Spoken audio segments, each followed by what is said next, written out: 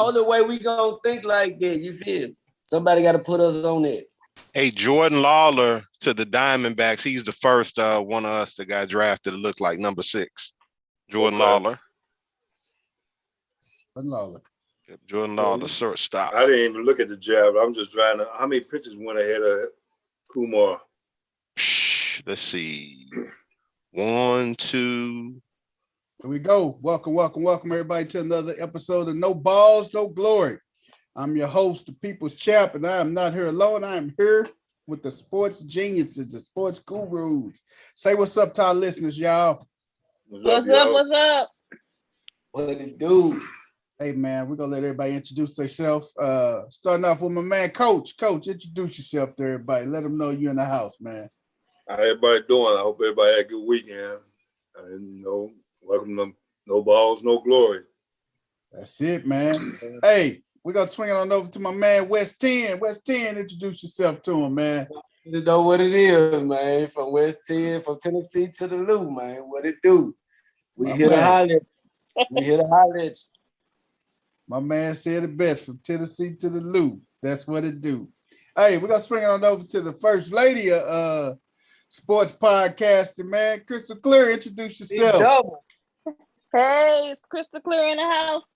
How's everybody doing?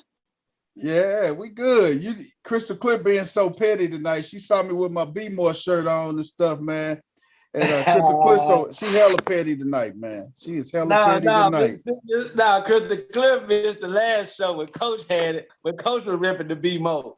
Yeah, Coach had old school Be More on, man. Yeah. Hey, Coach represented, man. Hey, man, Coach was live and in full effect. That Coach back to the Coach went to the old school Grizzlies, man. Oh, Coach, right. Himself that, baby. You hear?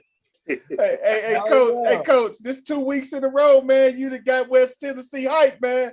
Hey, that's what's up, Coach. Hey, I knew what's up. Hey, I liked her since I first met you. I ain't know what it was, but I see what it is. Every show, I see a little bit more. Oh, my God. Hey, man, we're going to swing it on over to my boy, Stat Philly. Introduce yourself, Stat Philly. What's going on, party people? Stat Philly in the house, rolling with the crew. No balls, no glory. Log on with us, man. Got any questions, ask us. Get on YouTube, make sure you subscribe, hit the like button, and as always, with no balls, there is no glory. There ain't no glory, man. Hey, man, we got our boy, the sports ghost. He's outliving his Hank Aaron dreams out there playing softball in 10 foot of mud, probably, because I know the fields ain't completely dry. They may be. They may be dry. They may be dry. He might be on some turf. He may be playing turf. We don't know yet. I gotta get Steve though. I'm gonna walk out there and get on the mound and scare Steve. Oh man, hey, let him shake, huh, Coach? Except I ain't gonna have a softball in my hand. Put that baseball in my hand. Put that baseball in his hand. He gonna be like, man. He said, I thought we supposed to be throwing underhand, Rick. he popped in on the show last week. Hey, man, you can't hit. You still can't hit. So I got to get him back. Oh, you got to get him, Coach. You got to get him, man. Hey, man. Oh, how's everybody doing today, man? How's everybody doing? This has been a crazy rainy weekend up this way, man. This weekend has been really crazy and rainy. Y'all spoke about it last week. About the rain coming, man. It came too. It ain't stopped. About 5-6 days straight. The rain, huh? Just rain on top of rain, huh? Supposed to be the rain. See, man, I don't know what's going on with that rain, man. We had hail too. Y'all had hail? Was it hail? Oh, man, I hate the hail, man. It was like 30 minutes straight. So man, if you don't have no garage or no carport, woo-wee. Well, I heard Saturday after midnight was crazy, but I sleep good in that kind of weather, so you have to tell me about it. But I woke up and trees was down, lines was down, and You know, people calling everybody, seeing how everybody was doing. I missed all of that. You know? Oh man, it was crazy, man. It was when I say it was just crazy. It just I just looked at everything. I'm like, man, what is going on out here? And it was like up here where we're at. It wasn't that bad. This morning it was storming. This morning, and what woke me and Vanessa up was we heard it was like it was some lightning that hit something. We don't know what it hit, but it was lightning that hit something. We look out the window. We cool. Our neighbor's house is cool. We was okay, but it was lightning that hit something. We didn't see no utility vehicles in the area fixing nothing. So I'm like, oh my God, yeah, that was that wake up call to get up, man. Get up, man. Leave it alone. So man, that's what we had to deal with, man. That old storm. But hopefully it's slowed down some, and we can definitely move forward because that is a person's nightmare, especially when it's hot. And the good thing about it, the weather ain't been that bad that everybody is without power or without their electricity or their air conditioning units and everything. But if you ever been a part of that and been without air conditioning or been without heat, boy, that's not a pleasurable feeling, man. I can say that for a fact. That is not pleasurable at all. Not at all. Yeah, I went through it one time, and it was funny because my side of the block had power, across the street didn't. So I'm sharing electric sockets across the street. It was so crazy. Everybody on one side had extension cords going across the street to the other side, all kinds of stuff, you know, trying to help the neighborhood out, you know. But that's crazy. We was house hopping when that happened. Ooh-wee. So You see the size of my family, all of us in one person's house. Oh man, you got one of them huge families too, Chris. I can only imagine that going on. Oh boy, that was one massive family sleepover. Oh yeah, y'all probably ordered y'all some pizza and everything. The person in the family already know whoever got the biggest house. That's where we going. That's what we going to. That's how we do it, man. That's how the family do it. Stat Philly, how you doing, Stat Philly? Hey, I'm holding it down, man. Staying out of the rain. Had a good time with my sister Friday. Thought it was gonna be a rain out, you know, but still made it through. Kicked it. She always goes to these little food festivals and gets different type of goodies and stuff. So got a chance to get my package from her and enjoy some good music and enjoy my weekend or whatnot. There you go, man. Kicking it off with sis, man. You never lose when you with family, brother. Most definitely. You never lose when you with your family, unless you got one of them crazy families, man. That everybody when they start getting liquored up and stuff, man. Then that's the problem, man. That's that family. You like, oh my God. Lick it up, running that mouth. you talking about the family with the Uncle Leroy's. That uncle want to fight everybody. He think he back in the 60s and stuff, man. I can beat you running. Come on, man. You just had two bypass surgeries, and you want to try to outrun all these youngsters and stuff. Them 21-year-olds. That's crazy. Can't leave out Pookie, man. He been gone about 10 years. He just got out. Can't leave out Pookie, man.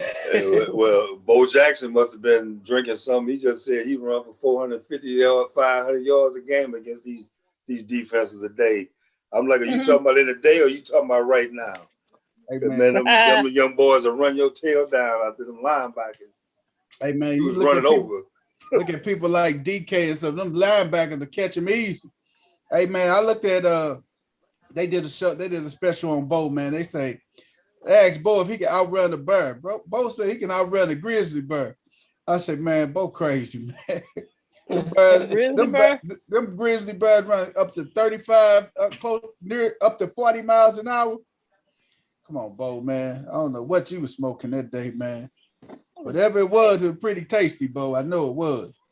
I'm gonna tell you right now, man. Back in that era, they worked out with animals and shit like that, man. Like they wrestled bears and they all did all that. You know, he probably raised one literally. You feel me? Hey, I'm just saying. Right. Back in those days, y'all know y'all got an uncle or a granddad or somebody said. I know I got a granddad that said he was to wrestle a bear for $5. I looked at him like, is you crazy? Hey man, he used to what? Wrestle a bear for $5, like back in the day. But you know, he was born in 30s and 40s, you know. But but still though, that's crazy because he said they'll do something to the paw, like they'll cover them up or clip them or whatever. They can't scratch it, they'll have something in their mouth where they can't bite you, and you just wrestle them. Like it's all about strength. You know what I'm saying? So I was like, damn, okay, Pop. And that was your uncle? No, that was my granddaddy. As a kid, we looked up to Pop like, nigga, you heard that, man. Pop. Like my granddaddy wrestled a bird, nigga, and won.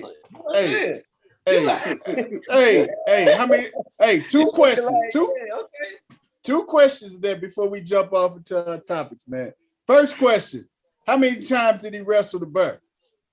How many times did he wrestle a bird? Yeah, I don't know, but the fact that he even did just got me as a 7-8-year-old child. You know what I'm saying? I'm like. Second question. You telling us about the dubs he got. How many L's did he took in them bird wrestling contests? Shit, right. You already know. How many L's Pops took, man? Because I know Pops. I know Pops wasn't undefeated. Hey, you know, if you say Pops was undefeated. Hey, if you say Pops, but when you look up to, you don't really express the losses more so than the wins when you know you're looked up to. So I don't think he expressed the losses. But the fact that he worked up to he was 60 years old. I mean, that was just thinking about the brother didn't do too much to him, man. I was just like, you know, that was crazy to me. That is wild. Yeah, my granddad, you know how those people when they get old, you got to make them stop working. Yeah, he was one of those types. We had to make him get off a ladder. Hey man, I think everybody granddaddy had that trash talking in him and stuff, man. My granddaddy, he used to talk trash and everything. He say, man, he told us one time, and he know we was into baseball, and I know he stole it. When I got old, I realized he stole it from somebody. He say, grandson, I was so fat, man. I came up in Mississippi, man. I played ball, man. I was lightning fast. He said, man, I was so fast. I turned the lights off and was in bed before the room got dark. I said, oh man. Cool Papa Bell, baby. Papa Bell. Hey. I'm like, okay. When I got old, I said, man, that's the words of James Cool Papa Bell. I said, nah. Papa Bell. Oh man. and then he said, yeah, I hit a line drive up the middle, got hit in the head sliding in the second base. I said, oh my God, here we go, man. You wait a minute, hold on. He hit the line drive and got hit in the head by the line drive. Yeah, he said he got hit in the head. He said he's so fast he got hit in the head. Hit a line drive. Yeah, he said he hit the line drive up the middle, got hit in the head, sliding in the second base. I said, when you think about that happening, it's funny as hell. Like that's fast. He fast as hell. Hey man, it took a second for that to register. Right. Process. Hey man, I had the visual. Hey man, he said he's so fast. That sounds faster than turning off the light switch and get into bed before the lights go off. Hey man, man. Hold on, coach. You ain't say that right. What's that? What cut them lights off and put them britches on that Chester. Now, did you say that Chester, man? That Chester, yes. Oh, put them britches on that Chester. Yeah, that's what I've heard that numerous of times. Hey man. Hey, my boy Dino. Hey, our boy Dino's dropped in. Dino's, what's up, brother? What's up with you? What's going on, people? What's up? Hey man, we got a lot of good stuff to talk about. Hey, if you are right now on our YouTube page, please join us on our if you're on our Facebook page, I'm sorry, please jump on and join us on our YouTube page and participate in tonight's conversation. And if you are on our YouTube, on our Facebook page, jump on, and then we'll definitely let you come on and be a part of the conversation tonight. If you're right now on our YouTube page, you want to be a part of the conversation, let us know. We'll send you out the link and have you jump in with us, man. Hey, we're gonna jump off into it, man. Novak Djokovic, the Joker wins Wimbledon. The Joker wins Wimbledon, man, and he is in an elite category with Wimbledon win. He's in there with Federer, and he's in there with Rafa. He's in there with Federer and Rafa Nadal with 20 slam victories, man. Now the question goes, is Djokovic the best tennis player of all time? What y'all think, man? No. I'll tell you why. Get it to me, Dinos. He's playing in an era where there is no parity in men's tennis. It's just like NBA. You only have maybe 3 or 4 guys that have a legit chance of winning these Grand Slams. There's no parity. You know, back in the 80s, you had a lot of parity in tennis. There was at least 10 or 15 guys that you can, pencil in that had a good chance of winning these Grand Slams. You know, he's just in an era where the men's tennis is like on the downside. You know, for like I guess maybe the last 15, 20 years, women's tennis has been better. I don't watch men's tennis. I would rather watch women's tennis. It's more competitive. I think so too, man. It is. I really do. If you don't, just say you rather watch Serena, man. You heard me. No. It ain't just Serena. It ain't just Serena. I promise you. It's some other. It's some other fine European and South American women that play tennis. Don't sugarcoat it. Hey, he just say, it's the other cutie pies that's out there and stuff. But you just look at it, man. Naomi, man, she is she is gonna probably be the next one, I think, man. She has so much potential and so much upside and everything, man. But if you sit back and you look at like with this 20th Grand Slam, like you tied Roger and Rafa Nadal, but he 968 and 195 career record. So he got an 83.2% winning percentage in the ATP Tour and main event draws, man, main draws. So that's amazing. That's an amazing number, man. Yeah. I'm a little biased because, you know, I'm an Agassi guy. I was a huge Agassi fan, and I detested Pete Sampras, you know, during that time. So you didn't like Pete? I was good on Pete because he cost Agassi some Grand Slams, man. So, you know, I got it in tennis like mid-'80s. So it was Becker and Lendl, you know, then Agassi came along and Sampras and Jim Courier, you know, Michael Chang. That's what I'm saying. Like, I can run off a bunch of names. Mats Wilander. Yeah. You know, you don't have the Stefan Edberg. You don't have the same parity in tennis as you did like back in the day. Hey, man, that's so not true, not to date myself. Right. Hey, Agassi got 8 Grand Slam titles. They Stat Philly. How many my boy Pete got? What Sampras get? He should have had 18 if it wasn't for Sampras. How many times did Agassi and Sampras meet in a Grand Slam final? And Agassi beat Sampras like 0 times, I believe. Maybe once. Sampras is boy though, man. He was I like Agassi's style. Yeah. But Sampras was real, man. He was like that. Yeah, Pete has 14 titles, and then I was a Boris Becker fan, man. I like Boris Becker, man. I couldn't stand Boris Becker, man. Hey, Boris Becker did beat so many people. I love Boris McEnroe, Becker. Agassi. McEnroe for the entertainment, Agassi for the game and entertainment. Hey, Boris Becker and Yvonne Lendl used to battle back and forth, man. You can see them Wimbledon battles, Boris Becker and Yvonne Lendl. They met up in so many Grand Slam finals, man. It was crazy, man. Yep. It was so crazy. I want to know how many Boris Becker got Philly. I know Philly looking at it for us, man. But man, shout out to Novak. Is Novak gonna be considered the number one, man? We're just waiting to see, man. If they go, he got some more Grand Slams in him, though. I think Novak still got more Grand Slam titles left in him. So we're gonna see how. He got six. Boris got six. Six. Okay. Divine was clipping him, but you always heard Boris Becker. Advantage Becker. Hey man, Advantage Agassi. Oh man, don't make me pull out another Goran Ivanisevic. No, that's Ooh, some classic. You going back? Hey, there's some classic tennis people, man. I'm telling you, man. I used to love watching tennis back then, man. They used to be just strictly fun, man. Yeah, and they say nicknames that were fun. Somebody's nickname was Scud.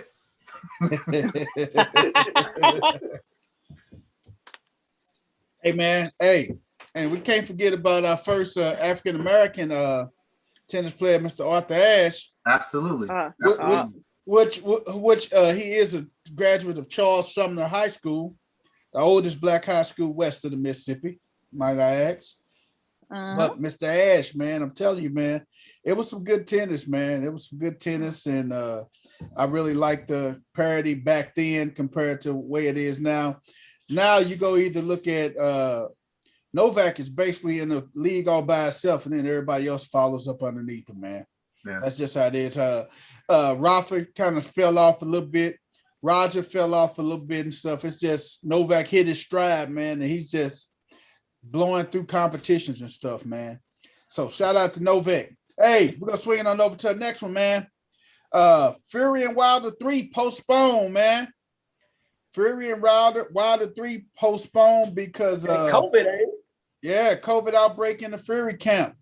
Fury with several members of his training team that test positive, man. So the new targeted date is October the 9th. And that's the new fight date, man. Who does this favor, guys? Does this favor Fury or does this favor Wilder with this delay? So you got another 3 months. So you got another 3 months before they fight. So who has the advantage now since the fight is postponed until October? Who would have the advantage now? I don't know unless Wilder figured out how to box. I think it's a fair advantage for both. I mean, you get more time to study your opponent and train. I mean, and get ready for him. I mean, at the same time, I done heard people say they thought Fury gloves was I had some people that really I was talking to at the bar, so they was like they thought his gloves was in his gloves or something because you can tell. I ain't really pay attention to that at the last fight, but I think it helps both of them, man. You got more time to train. I mean, what's better? Okay. Right. Steph Philly, chime in on this one, Steph Philly. Yeah, I think Dino put it best, man. I mean, Wilder does need to learn how to fight. He does need to learn how to fight. But y'all finna stop talking about my boy, man. But, hey, no disrespect, bro. We just calling it out. Like I saw the last fight with Fury, and I'm just like, oh, he can't box. He's just a brawler. Okay. So it's just like if he get into the ring with somebody that knows how to box, he's in trouble.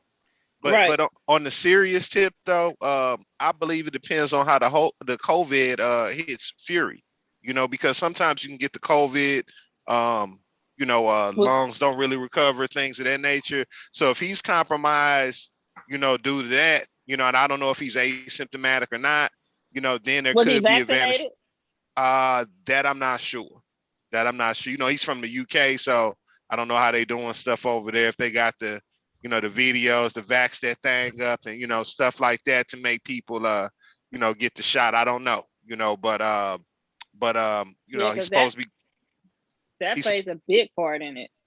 Yeah. So, like I said, hopefully he recovers. I don't want anybody to be having, effects from COVID, boxing match or not, you know what I mean? But if he hasn't quickly recovered from that, who knows? But just boxing, just matchup. Wilder has a puncher's chance, but I see beat down again, if everything is lined up. So Yeah. Everybody still talking about Bomb Squad. I'm maxing out across the board, man. I'm telling you. Hey, Ren, what's up? Thank you for joining. Hey, Brandon, Rothstein, thank you for joining. Hey, right now, guys, we are talking about Wilder and Fury 3 postponed. Let me know if you're online right now in our chat room. Let us know who you got. And who does this fight delay favors? Does it favor Wilder or does it favor Fury? I know Ren said words of wisdom say Wilder. He say Wilder. Rothstein, tell me who it favors, man. Who does this between Fury and Wilder, who does this delay favor? Oh man, who you think crystal clear? Who you think crystal clear? I know who West 10 go say. West 10 be giving my boy the blues, man. Well, I mean, I think it's like they said. If Wilder gonna learn how to box, I mean, you kind of are what you already are. Hey man, hey, you got to give it up. It could backfire. Who you think in favor? Man, I mean, come on now. You got to agree with all of us. Who you think in favor? You think in favor of Fury? It's go favor Fury, man, because the Alabama Slammer, he ready, man. I don't care what y'all say. The Alabama Slammer is ready, man. I don't care what y'all. Yes, he gonna knock him out. He ready this time? Man, he gonna knock him out. Period. He gonna have to get inside, man, and then eliminate that reach. You gotta get inside, work that body some. He can't be sitting there trying to throw haymakers. Because that's his best punch is a haymaker. I don't think he gonna be throwing too many haymakers and stuff, man. I hope not. Hey, Rand, what you say it favors Wilder? Okay, I mean, I think it does have a little advantage to Wilder and everything, but Wilder, I think Wilder's mindset, he ready, man. He ready to put all this doubting these naysayers to bed, man, because everybody didn't doubt Wilder. So I think it's a lot of time to be disciplined. It's a lot of time to be more disciplined. You got one guy who's going to be like Philly was saying, we don't know what the COVID, how COVID is going to affect Fury. So Fury's going to be more focused on being more in shape because he got COVID to recover from. See, this is my thing with that COVID shit, man.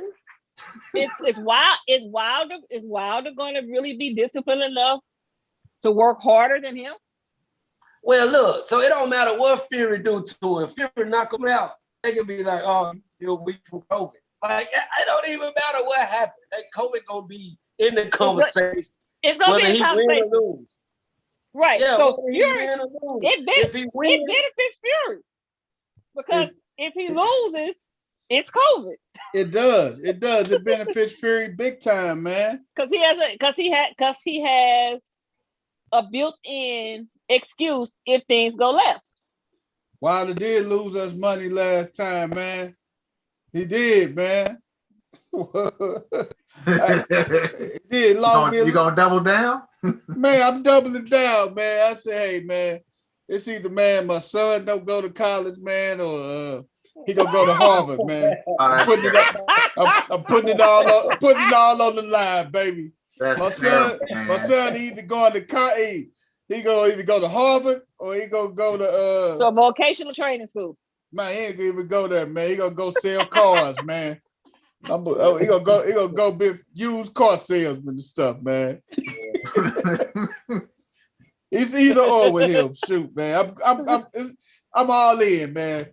I'm all in, man. Hey, Errol Spence and Manny Pacquiao set for August the 21st. Errol Spence is gonna knock his ass out. I'm sorry. Errol Spence will knock him out. So Pacquiao's going up with his AARP card. Man, Pacquiao gonna put up a good fight, man. But man, Spence is just too tough, man. He's done. Spence is just too tough, man. Is there a certain like age or time frame that they just say you know what? Like they don't. It's like it's a mental thing. It's mental. They can't. You all seen Rocky, right? Everybody seen the Rocky movie, right? Everybody seen Rocky. That's real life. I watch it every time it come on. Man, that's real life. That's all they know. It's like fighting is like air to a boxer. They have to do it. Look how long Muhammad Ali fought. Knowing full well what the long-term effects was, it's like a drug. It is like a drug. I'm not gonna lie to you, man. People get addicted. They get addicted to that fight game, man. NFL players will retire quicker than a boxer. They will. They will. And that's the sad part about it. They will. Look at B-Hop. Wasn't he fighting into his 50s? Man, I'm gonna tell you one thing I ain't never understood about boxing though. I don't know if it's this late era or what, because they can go 100-0. Soon they lose one fight, they quit. It's like, what the hell is that? Like, you know what I'm saying? They gonna be 50-0, they lose one fight, then they want to like they want to retire. Like, what? I mean, what's up with that? Hey man, that's just how it is, man. When people say, "Hey, we gonna give it up, man. We did what I had to do and everything. I'm finna just gonna hang up my spurs and give it up, man." But I think Pacquiao will make a good showing. And it's 11-year age gap. Pacquiao 42 years old, man. Spence 31. He one of them little young lions, man. I know like 10 years. They fighting at the T-Mobile Arena in Las Vegas. So it's just favoring Spence, man. Pacquiao will come. He's gonna make a good showing, and Pacquiao's gonna pack out the house, man. Pacquiao go pack out. He go pack out the house because he's that name. He's that name. He's that name that everybody go want to come see. They want to see Pacquiao. I did think he was older than 42. Yeah, I thought he was in his mid, like 45, but he's 42. Like 45, 46. Lorenzo say he got Spence in 8, man. Hey, that's a good bet, man.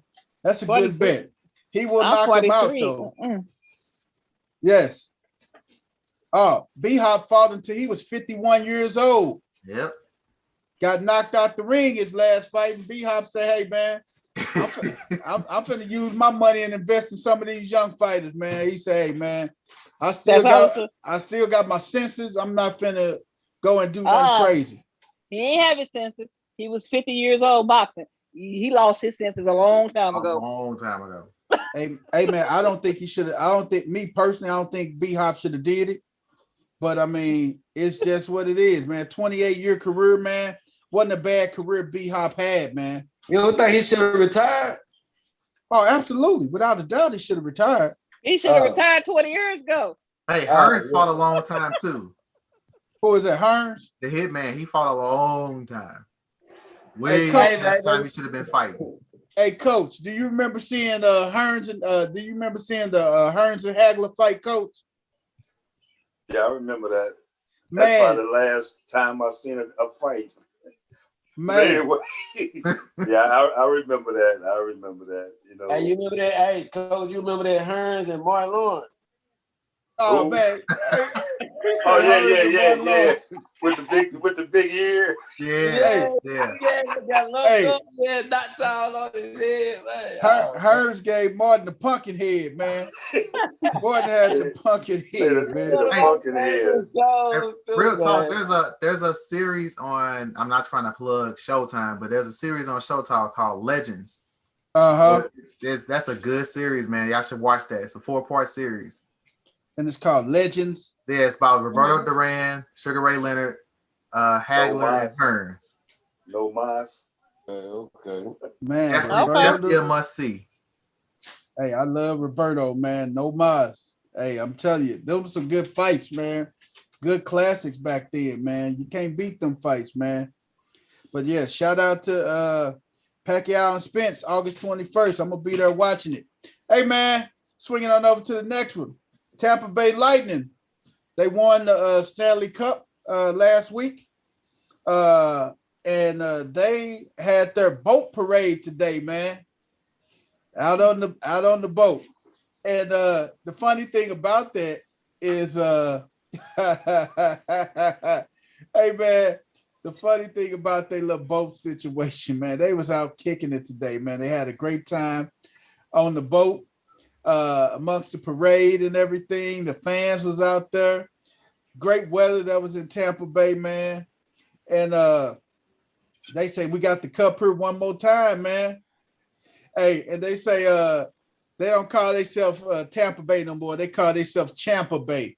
That's their new name. That's their new that's their new name. They said they call themselves Champa Bay. So they get cocky with it. That's what's up. Hey, that's their new Hey, name. I can't blame them for that one. Champa Bay. Blame them. Hey, is that like the hockey team saying that, or is that the town of Tampa?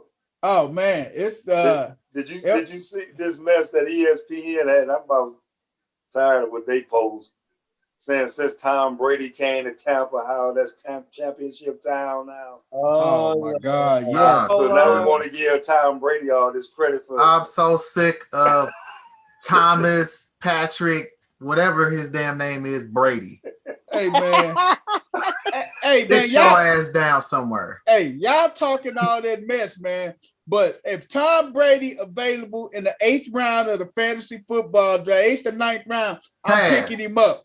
Never. Right. So you try to take that L. I'm gonna pick Tom Brady. You gonna take that L. You go right ahead and pick him. I'm gonna pick Tom Brady up because y'all still sleeping on Tom Brady, and I'm gonna draft him. You go right ahead. I'll take Lawrence and give you that work. Hey man. Hey, you can have Lawrence. I'm gonna take Thomas Patrick Brady. I'll take yours. I'll take the slow kid from Southern California. The slow-footed kid from Southern California. I'll take him. San Mateo. I know where you're from. Yes, sir. I'll take him. Hey, let's say the fans hit the Tampa Bay Riverwalk to celebrate the back-to-back championship until heavy thunderstorms literally rained on the parade. The parade ended after 2 hours. The Stanley Cup was dented at some point during the celebration. Because Mother Nature felt the same way we did. See the disrespect. Damn, man. Disrespect to the Canadians. That is so disrespectful. Hey, man. They talking about that. Oh, my God. The rain, man. The rain stopped it, man. The storm stopped it. And somehow the Stanley Cup got dented. I think it's safe to say that somebody may have been inebriated a little bit. Slightly. Did you see the one player in the locker room when it was over with had a bottle of Hennessy? Oh my God, man! They probably been intoxicated since they won since they left. Since they won the cup. So I don't even. Yeah, we seen the Blues parade. Yeah, it's 3 cats that will always trump being intoxicated at a championship parade. Meta World Peace. Nick Young and J.R. Smith. Meta, I think it took Meta a whole week to actually come out of his uniform. The Lakers did an interview on Jimmy Kimmel or something live, and everybody was dressed up. Kobe was dressed up. Meta came on in some pajama pants and his jersey. I think J.R. Smith just wore his pants the whole week with no shirt. Hey, he was shirtless the whole week, man. J.R. Smith didn't wear a shirt or nothing, man. That whole week, man. I think J.R. Smith still ain't got no shirt on right now. Right, J.R. It was skins versus blouses, huh? with J.R. and Nick Young. J.R. Smith kicking it right now in some little trap house right now, man. Shirtless and stuff. Got his championship rings, man. Shout out to J.R. Smith, man. Shout out to J.R. J.R. just kicking it, man. Hey, that's what J.R. doing right now. He's still kicking it, man. He's still living life, man.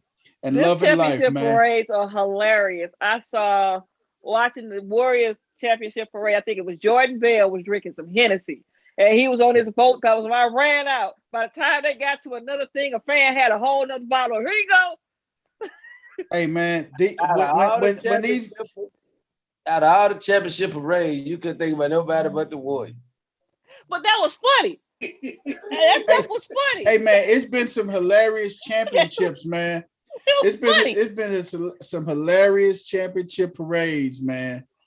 I mean, The trolling alone. Oh yeah, you know that's probably about the only time players get to let loose. Yeah. they do. That's the only time they get to let loose. And what about a week and a half later, they back in training for the next year. So yep. Yeah. Oh They yeah, doing their thing. back at it again. I'm telling you, man. No rest for the weary with them guys, man. They are back at it. When you blink, they are right back at it again, man. I'm telling you. Wow. So shout out to the Tampa Bay Lightning. Hey, man, we're going to jump on over to the next topic, man. The Major League Baseball Draft Recap, man. The MLB Draft Recap, man. We was talking about this the other day, man. A couple weeks ago, man, we were talking about how Kumar Rocker and Jack Leiter was considered the top 2 draft choices, right along with Henry Davis, the catcher out of Louisville. The catcher, now let me get it right. Not Louisville, it's Louisville. The catcher out of Louisville. So Henry Davis is the number 1 pick, man. So he went number 1 overall catcher. I feel kind of proud because I used to catch and everything, man. And we got a catcher number 1 overall, man. So he graded be a misprint.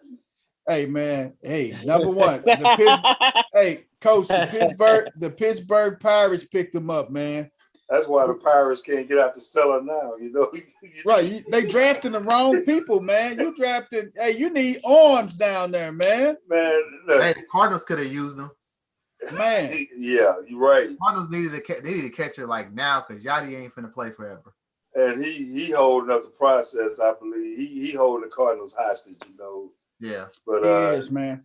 You know, they keep talking about, you know, obviously the Cubs can have a yard sale, but the Cardinals, why not let Yachty go for some draft picks? Somebody willing to pick him up for a stretch run. Yes. Oh yeah.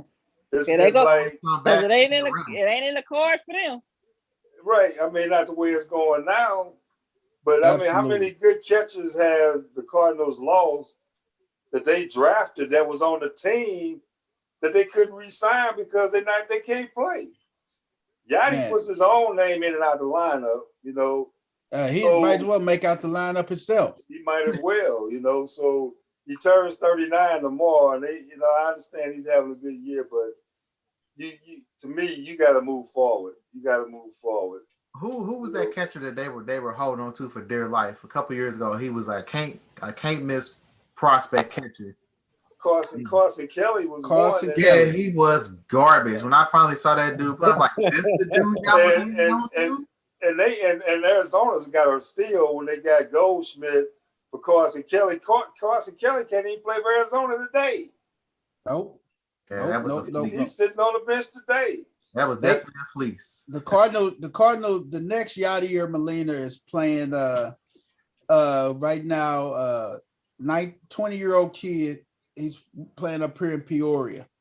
That's supposed to be the next Yadier Molina, Latin catcher and stuff, man. Yeah, they say he's supposed to be the next Yadier and everything. They're gonna try to get him some advance and everything. Go ahead, coach. Is Peoria A-ball? Yeah, they high A. They high A. They high A. Okay. They high A. Yep, they are high A. So he still got a couple of steps to make before he gets here. And see, that's talking about maybe a year to 2 years. You're talking about Yachty 40, 41 years old. Absolutely, because they say they want to at least get them at least a couple hundred bats in high A, and then they go transition them probably halfway or later on in the season. He'll probably finish up this season, this year, in probably 2 AA, and then he'll probably start off next year in trips for majority of the season. Then they'll probably gradually bring him into it, man. But I was just go ahead, coach. I want to get back to Rocker.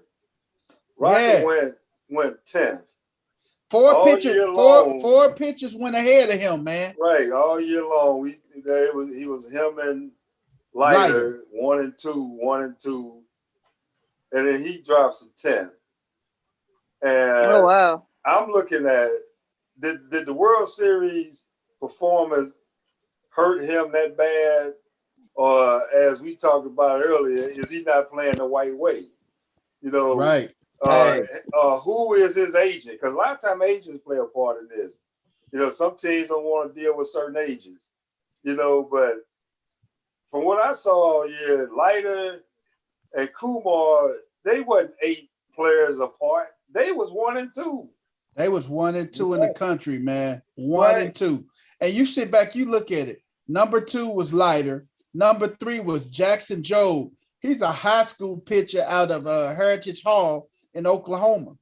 Then you got the shortstop, Marcelo Mayer, shortstop out of East Lake High School in Cali. Then you got Colton Cowser, center fielder out of Sam Houston State. Then you got Jordan Lauer out of Jesuit High School, another shortstop, a brother. Number 7, you got Frank Mazzucato out of East Catholic High School in Connecticut, left-hand pitcher and everything out of East Catholic High School. Number 8, you got Benny Montgomery, center fielder out of Redlands High School. Number 9, you got Sam Backham, right-hand pitcher out of Miami of Ohio, and then you got Rocker. So you telling me all these guys have a better upside than Rocker? I can't see that, man. You can't. No, what I'm telling you. No. Rocker gonna have a big chip on his shoulder, man. That's someone. Yeah, Hey, a great player like that come in with a chip like that. Oh, we're gonna see him again for sure. Right. Oh, Yeah, we don't know that's, exactly who he is. His daddy is Tracy Rocker that played with the Washington Redskins years in the NFL. Okay. But now you named what 7 high school kids? 7 high school kids that went before him.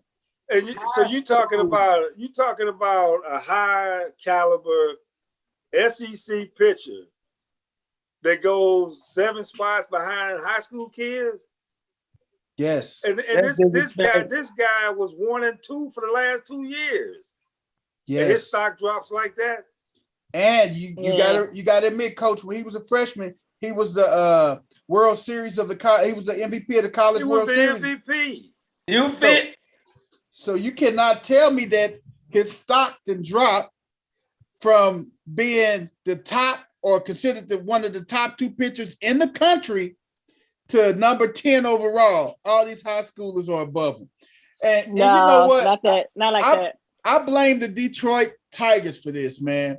The Detroit Tigers could have did what was right and picked Rocker at number 3, man, because that's who they didn't have him following no more than 4 or 5, man. But you think about it. These teams that we ran off, man, they need pitching, man.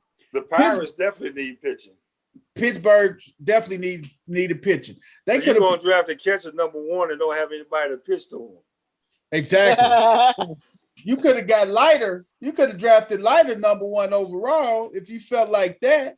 And then you could have went and got you a catcher right in the 4th, 5th round and everything, He man. would have still been there. But you know what? I wonder how much influence did Leiter's father have on the draft. By him being an ex-major league player, He had talking about the upside.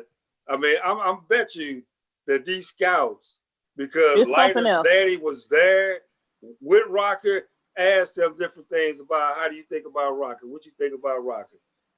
I wonder how much influence that guy had on Rocker going from a number 2, 3 top pick down to a 10. And I wonder what Rocker's father had to say, man. I mean, not Rocker's father, but Leiter's father. I wonder what Leiter's father was saying, what Al Leiter was saying about Kumar Rocker. Because, these so-called quote unquote bird dog scouts, they get out there and they talk to these ex-major leaguers and stuff. What you think about Rocker and everything? Well, Rocker's good, but his front shoulder flies open when he's coming down off the mound, or he doesn't follow through on his curveball and everything. They say so many things about what may happen and everything. Right. This basically sums it up to the simple fact that he ain't playing the white way. You know what I'm saying? Hey, like Philly said, man, he wasn't playing the white way, man. White way. But it's gonna come out. It's gonna come out somewhere because I gotta believe that Al Leiter has a lot to do with this because Leiter, that's a good seeing point. Rocker Mm-hmm. for 2 years, he knows what a major league pitcher is. Right. So you know if his son is there and you got Rocker there, them scouts is coming to Al Leiter and asking him, what does this guy have? What can this guy give us? What can he? He was either yay or nay for that guy. So the World Series showing, and I keep saying the World Series, he only had one bad out, and that was a championship game. That was it. That was his only bad outing. That was the only bad outing that he had. He was undefeated all year. That was his only bad outing, man. But man, he dropped down number 10, man. And we're gonna see this right here should be motivation enough. But you got to look at it too, man, before we jump off into our next segment, man, about the All-Star game. You got to look at it from number 1, number 2, number 3. It's a whole different type of signing bonus that these people go get, man. That's the one right there. I was gonna say. That's the sign. This is some money involved. This money involved, man. From him dropping from the 3rd overall prospect, now he's at 10. He's not gonna get. He's not gonna get the $2 or $3 million signing bonus. He'll do good if he even get $1 million. Yeah, y'all know them spots, man. You know what I'm saying? You get it's a money spot. Them spots, man. That's why we always drop, man. They already know. Who did Leiter get drafted by? Leiter got drafted by the Rangers, Texas. So Kumar is in New York, got drafted by so he got to deal with all the media hype in New York. Mm-hmm. Yeah, you know, Leiter, that's light for him as far as Texas compared to New York, because this boy gonna be under a microscope in New York. He will be. He will be. That's a brutal market. Yep. That New York market is brutal. And you couldn't tell me the Orioles didn't need a pitcher. The Diamondbacks couldn't use another pitcher. The Royals couldn't use, well, they got a pitcher. And you couldn't tell me that the Rockies couldn't use a pitcher out there. That's death trap for a pitcher. You be happy he did out there in Colorado. Yeah. I'm glad he didn't get drafted by that. You know? Man. But yeah, he had one of them short careers. The fact we talking about the signing bonus, the money that he got going from 2nd, maybe possibly 3rd to the 10th spot, you know, and then ends up in New York, you know, media friends, media capital of the world. 7 high school kids drafted ahead of him. Now it's going to be interesting to see what part of rookie ball he gets put in, the high level or the low level. But one thing I can say, Coach, what's working in the Rockets' favor right now. What's working in Rockets' favor right now is that he is right up there with Jacob deGrom. Yep. So that's what's working in Rockets' favor right now. All the hype is on deGrom, and Rocker can kind of mold Rocker and get Rocker up to par and up to speed and everything, because deGrom is the man in New York right now. Jacob deGrom is the man with his ERA and everything. He's definitely the man. So Rocker can get a chance to develop slowly but surely. So that's go kind of fit in. Let's go kind of work in his favor. And if he link on or latch up to and talk to deGrom a little bit and everything, that could work in his favor if he utilize it to his advantage, though, man. That would be the only thing, man. Hey, MLB Home Run Derby on right now, man. We got Trevor Story that advanced. Trey Mancini. He advanced. So now you got going on right now. It's going on right now on ESPN as we speak. Mancini hit 24 home runs and he defeat Matt Olson 24 to 23 home runs. Then you got Trevor Story hit 20 home runs. He defeated Joey Gallo 20 to 19. And it was crazy because Matt Olson's last pitch, he hit it out the park and it just went foul. They would have tied it up. They would have tied it. Hit it right. Oh, wow. Yeah, that's crazy. Yeah, you're right, Matchology Sounds. It's always been about the blue chip program. Children are taught to ride the wave of it until it swoops on you. mainly from the parents. I mean, yeah, you think about it. You can't tell me Al Leiter didn't have no influence over his son and where his son went to and everything. I mean, it was just determined whether Leiter was going to go 1 or 2.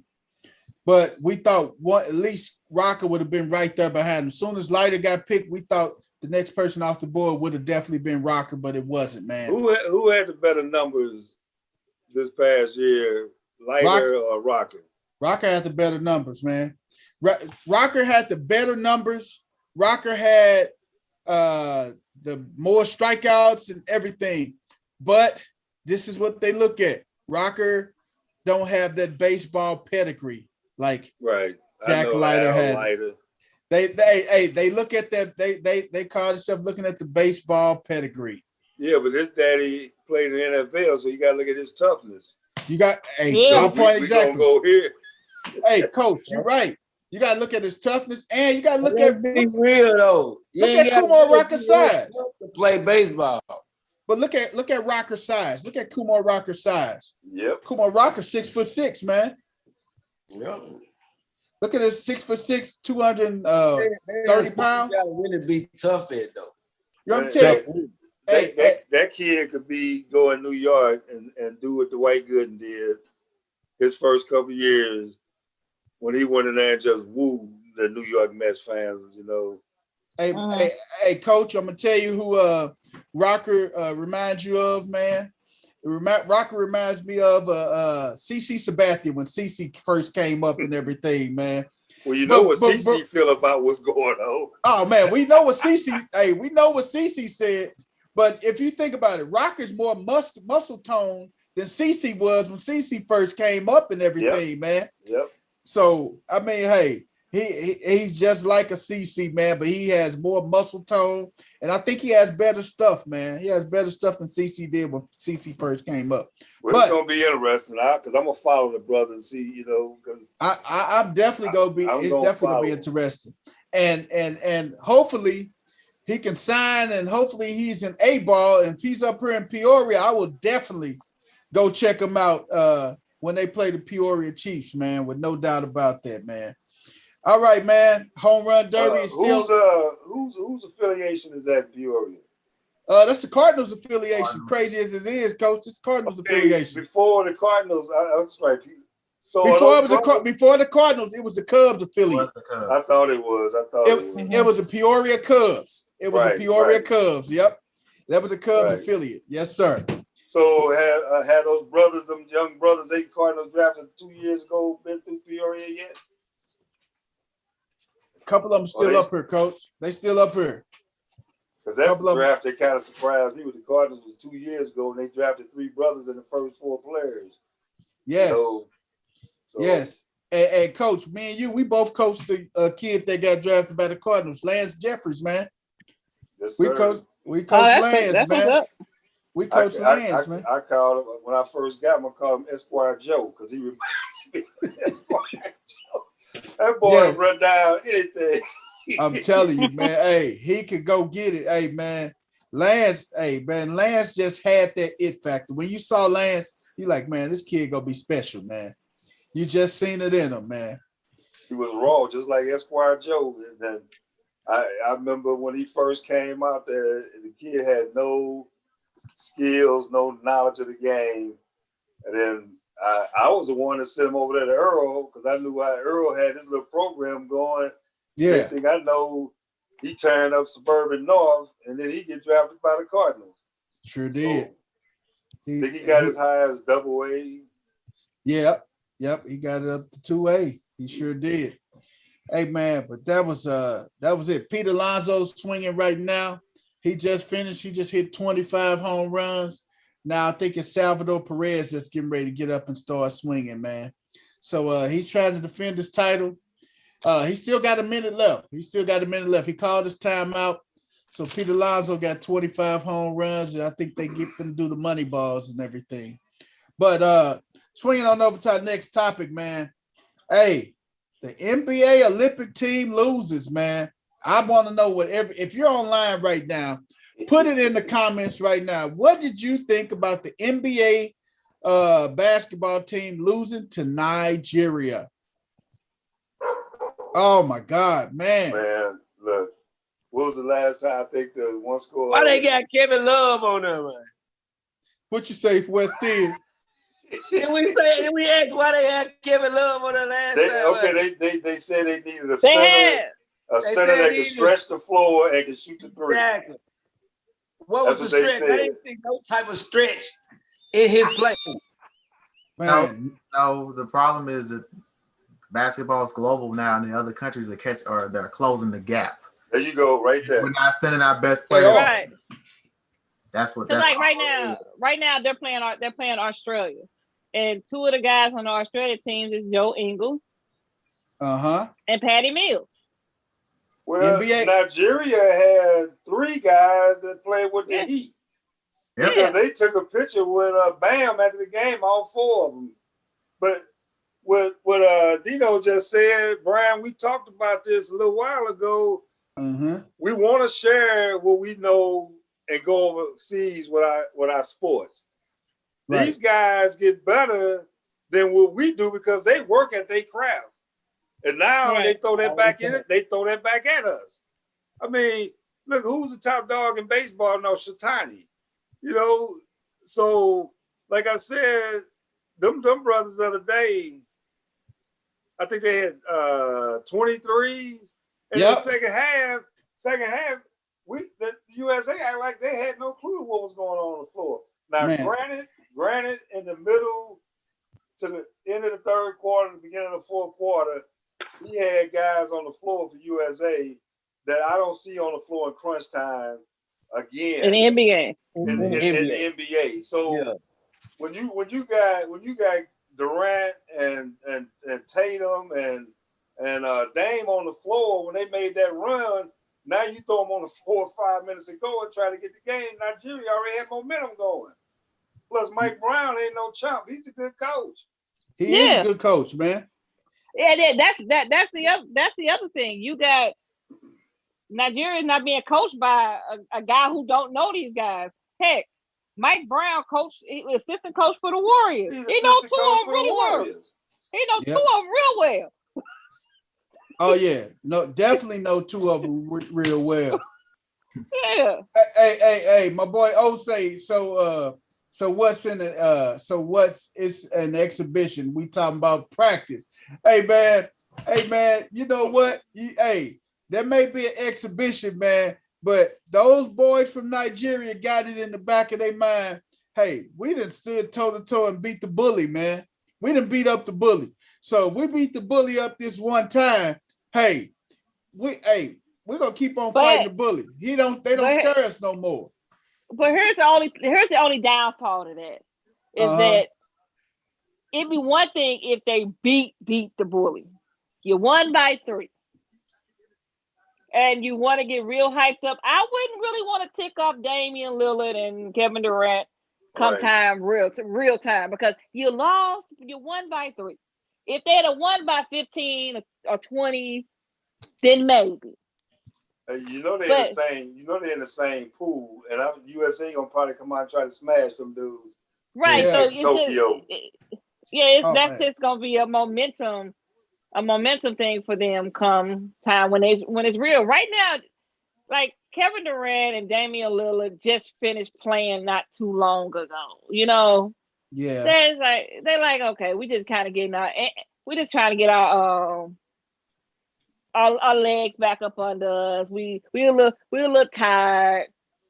And that Nigerian team been practicing together since the beginning of June too, man. They still got 4 cuts to make. They still got 16 guys on the roster. But now you're talking about cohesiveness. What's going to happen when the finals is over? You know, there's 3 guys still in the finals that's on this Olympic team. Once everybody start to get to play together, you got to get Book involved, Middleton involved, and I believe it's Drew Holiday. Now you got to incorporate all that into it. So I don't know how long they got when they get over there to Tokyo to get all these guys in sync. Well, I tell you what, everybody remembers the first Dream Team from '92. Yeah. Remember the exhibition that they had with the college players and they lost? They They lost to Bobby Hurley and Chris Webber and Grant Hill. They were all in college and they got worked by some college guys. So hopefully, like I said, this L is the wake-up call for the rest of this team. Like, hey, these boys out here to play. You know, I'm still salty about that dream team because I thought Shaq should have been on there before Christian Laettner, man. I'm salty about. And I get that Elijah Wan was I think he's Nigerian, right? Yeah. So we couldn't use him, but Neek should have been on that team. I'd have dropped Chris Mullin. You would have brought Dominique. I'd have brought the human highlight film, and I would have dropped Chris Mullin. We had 3-point shooters. You had Stockton, you had Bird. Barkley was shooting threes by the end. Jordan was shooting threes. Magic can shoot threes. You didn't need another 3-point shooter. Pippen shot the 3 too. Pippen shot the 3. Yep. So you could stretch the perimeter and everything. Yeah, Barkley slapping Africans over there. Yeah. Angola, right? Yeah. The Mongolians, yep. Angola, man. That's wrong country, bro.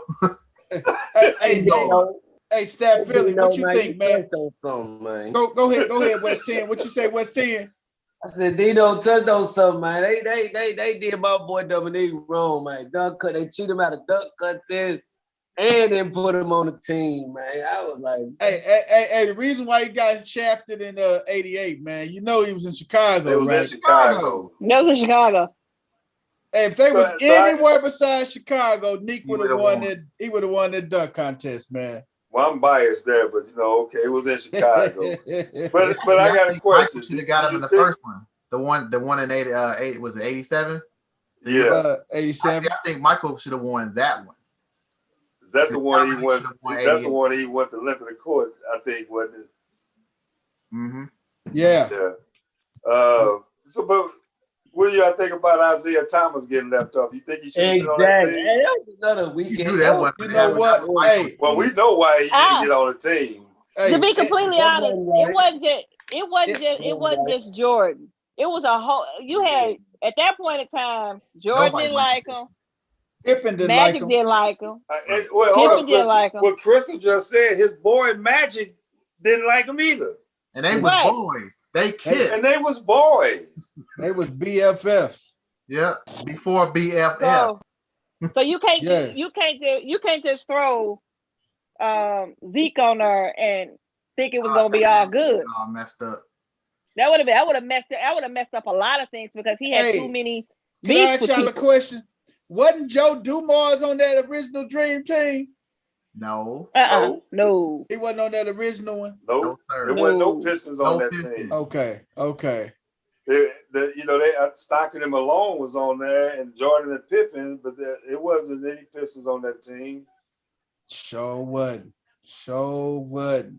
Now, I question Mullen being there, Yeah. But because his jersey didn't sell worth crap, I know for, that Chris jersey. Mullin. It was at Goodwill. They gave Chris Mullin jerseys away for free, man. Hey, they gave you a Chris Mullin jersey and a value meal, man. But I still to this day don't understand why they thought they had to put Christian Laettner on that team, and the dude didn't play. They just, I guess they wanted a Duke guy. Was Krzyzewski a coach on that team? Yes, sir. Yes, he was. Yeah. Yes, he was. Well, that answers that question right there, I guess. Hey, man, you know what? And they beat Nigeria. The Dream Team beat Nigeria by 81, 82 points. Right. And I don't even think Christian Laettner even got mop-up time in them games, man. That's crazy. No. He didn't get no mop-up time, man. From what I heard, Laettner, he was just there because they didn't give him no attention over there. No, he did. He better carry the bags. He was just carried bags. He carried bags, and they just did him in, man. The requirement. But listening to Magic, I'd love to been over there just to watch them scrimmage each other. Oh man, they had some classic battles, man. Because Drexler and Jordan didn't like each other. They was going at it against. They was on opposite teams over there, Yeah, they going at it. Magic and Bird was going at it. Malone didn't like each other. Yep. Hey man, and And you let Mike tell it one time. He was saying how that other team, man, Bird and Magic, they was kind of doing it, giving them a little bit of work and everything. And they said something, and man, Mike them just went ballistic, man. And Magic and Bird say, "Hey, this dude has arrived. He is the man. He is." Hey, we got to step back. He is the face of the NBA. Magic and Bird was the face of the NBA in the 80s. And Jordan took it over like late 80s. And he ran it. He was the face of the NBA from the late 80s on and everything, man. I have a question for everybody. Go ahead, Dino. I'm surprised this hasn't come up more often than it has. Talking about the NBA logo. Right. I know it's Jerry West. Jerry West. Now, should it be MJ? He's the most iconic player that ever played in the NBA. But see, now you get off if they change the logo to Jordan, and then now you get off. It's gonna probably be the logo that's on the on his shoes and everything. Then you get into they can't use that one. They can't use. That's what I'm saying. You would get into a branding issue with Nike and Jordan brand and everything. Which logo would you? Pick one. He got tons of logos. It shouldn't be Jerry West anymore. It shouldn't be Jerry West anymore. I think how many titles Jerry West win? How many titles did he win? They wasn't even that. When they did the top 50 players, was he even a top 10? Not at that time, no. No. Stat Philly. Logo for the league? Stat Philly. One. I was about to say one. That's what I thought. One title. Right. I can say the same thing about golf. I think the logo for golf is a player, Gary Player. Yeah. I think there are better golfers than Gary Player. Stat Philly, chime in on this, man. I know you chomping at the bit, Stat Philly. Talking about the logo? Yeah. The logo and the game and everything. I know you wanted to chomp in on that, man. We talked about it a little bit.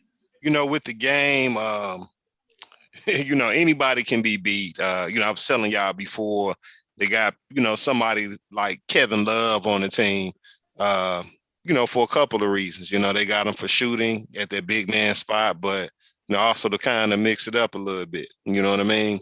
Diversity. Yep. Same reason why Christian Laettner was on the Dream Team. And that, to me, that's what takes away when you hear people talking about that was the greatest team ever assembled.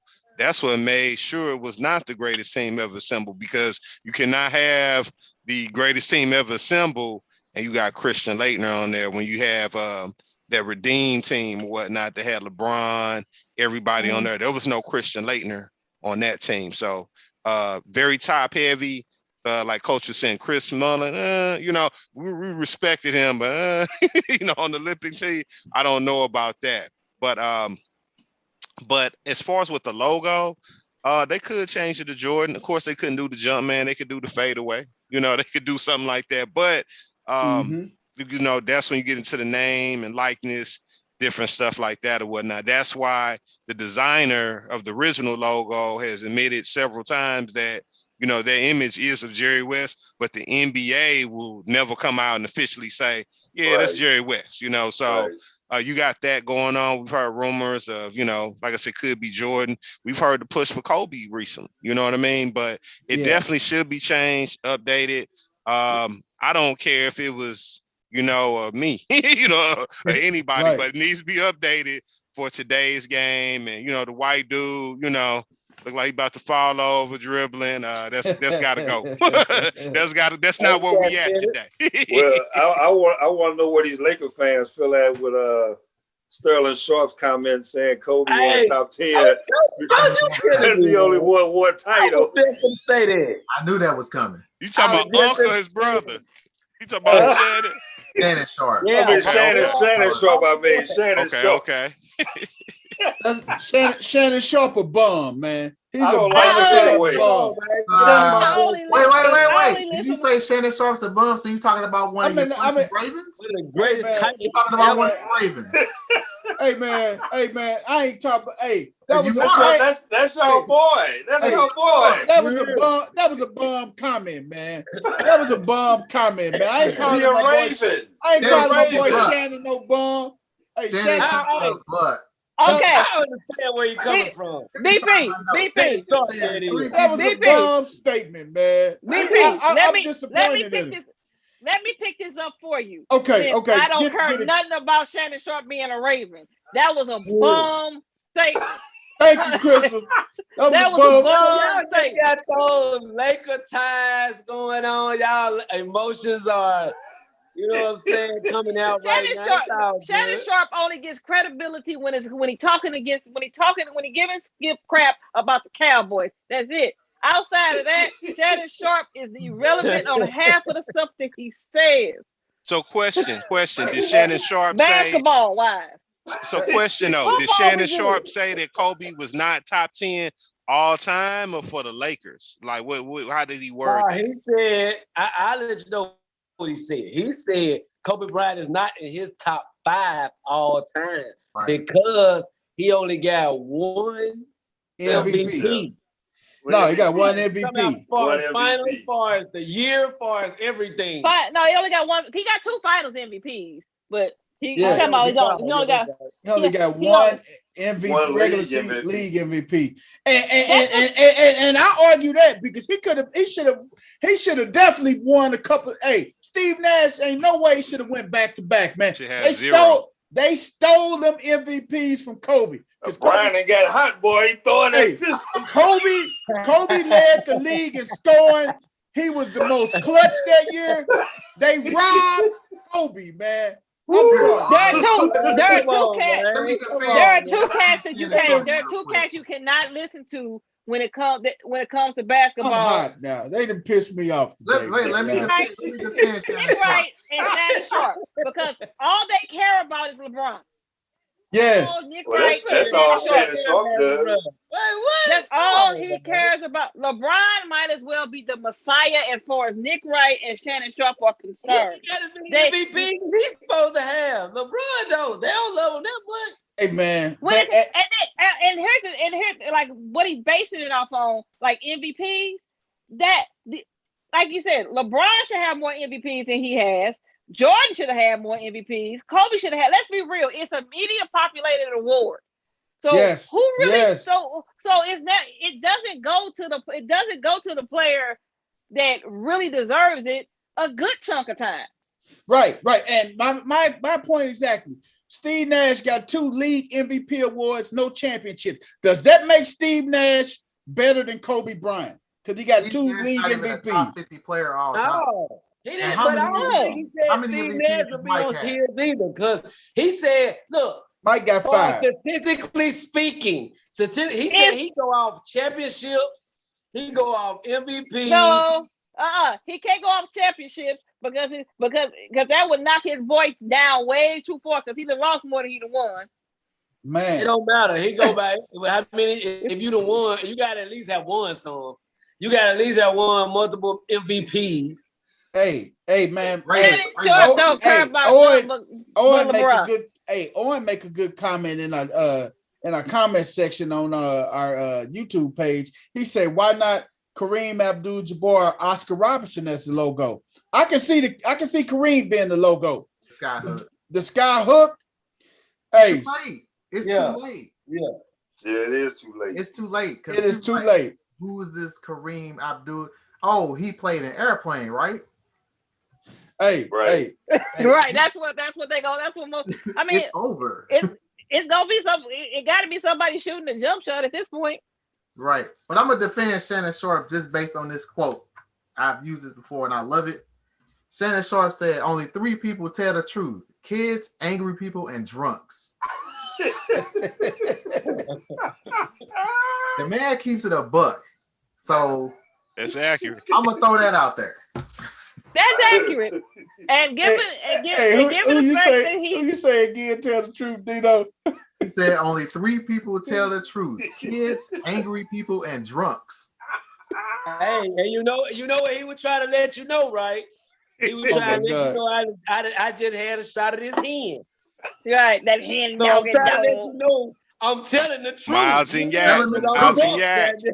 Hey man, hey! Shout out to Kareem Abdul-Jabbar. He 1978. Kareem Abdul-Jabbar played in Game of Death with Bruce Lee, man. And he gave Bruce Lee that word too. Hey, Bruce Lee was up. Hey, Bruce Lee was like around 8 feet up some steps. Kareem Abdul-Jabbar jumped up and yanked him out the aisle 8 feet of steps. Oh man, he gave. Hey, Dino. I got a Kareem story. Kareem story. Give it to us. I met Kareem Abdul-Jabbar in the most obscure place. I met Kareem at Olive Garden. Yeah. So he was coaching we had a developmental league team here for a couple of years, the St. Louis Swarm. Right. He was the head coach for 2 seasons. I just got out of college. I go to the Olive Garden out in Bridgeton. Me and my girl, we sit down, we're waiting for our food, and then I see him come in. He had to duck to get into the dining room area. This is pre-cell phone, so I couldn't call anybody, Right. And so my girl's like, "Who's that?" I was like, "You don't know who that is?" And so I had to explain to her who he was. And so I'm gonna go over and get an autograph. I said, "You will not." And let him finish his meal, and then we'll go over. So hey, what you say, Dino? You will not. You will not go over there and disturb him while he's eating. Do you have some respect? Have some class. So I feel you, man. We go over there. He already had cards autographed in his pocket. His hand was like 3 times the size of mine. I told him I'm a big fan, and my uncle would flip out, that I met him. And, we went on our merry way. So that was one of my little stories of many. Oh my God. People at weird places. That's cool, man. That is cool, man. So that's the way Bob Gibson was. You said it was during the time we didn't have phones. No phones, man. I couldn't get no picture. I couldn't send a text. Couldn't put it on Facebook. You just got to trust that it happened. Hey, did you have that bag phone that was in the car and stuff charging up, D? Man, I ain't even had a Nokia on me. You hear me? Oh my God, man. But based on what he just said, you remember Bob Gibson was that way. Yeah. Bob Gibson would tear you apart. You come mess with him while he eating. Yeah. He said, "Can I have some peace here?" Exactly. Right. I'm eating here. Do you see anybody else? It's funny how you hear all that from these celebrities, man. It'd be crazy. Like even Eminem, I remember he had a song like "I can't even eat with my daughter without people just," you know what I'm saying? Like, come on, man, you got to give a man that, you know what I'm saying? You can't be all thirsty. Yeah. Nah, you can't be thirsty for another guy anyway. I mean, come on now. That's crazy. I have not run. I've run into 2 people in my 2 sports athletes in my lifetime. I ran into Marshall Faulk at a Sprint store. That was interesting.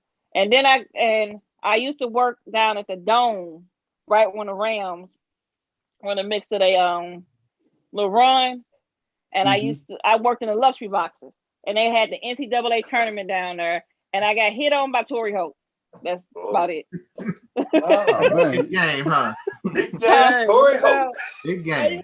Hey, Chris, was this before they had the morning after pill?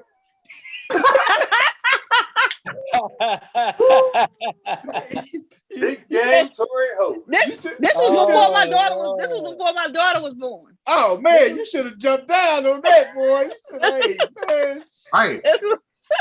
Hey, your daughter gonna hear this and be like, "You mean Terry Hope could have been my daddy? Mom, you tripping?" No, you could have been sad. Right. What was I thinking? Hey man, that was a perfect segue into our next one, man. Our NBA playoff recap, man. Bucks look good last night, man. They knocked the lead down to 2-1. Hey, I'm gonna give y'all some chances to change y'all picks right now. I know I said Suns in 5. If the Bucks win tomorrow night, man, I'll say I'm gonna go Bucks in 7, man. If they can pull off a win tomorrow night, I'm going Bucks in 7. They got the Suns in 5. You say, D? They got the Suns in 5. Steph Philly. I still got the Suns in 6. Suns in 6. Who you got, Steph Philly?